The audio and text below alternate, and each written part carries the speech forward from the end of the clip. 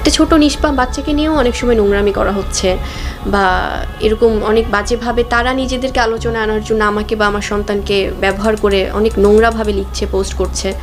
এবার সরাসরি অপু বিশ্বাসকে ইঙ্গিত দিয়ে কথা বললেন শবনম বুবলি।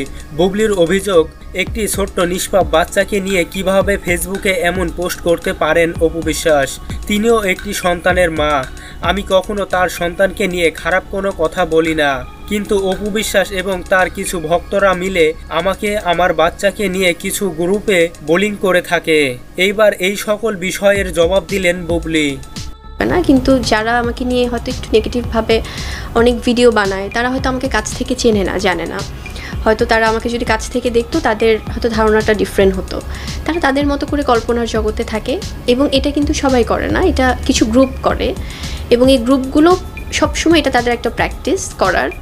আমি তাদের উদ্দেশ্যে আগেও বলেছি যে বা যারা তাদেরকে দিয়ে কাজগুলো করায়, এটা আসলে তাদের একটা নোংরা মানসিকতা। আমার মনে হয় তারা হয়তো ভিউ কামানোর জন্য বা আছে না যে ভাইরাল হওয়ার জন্য করে।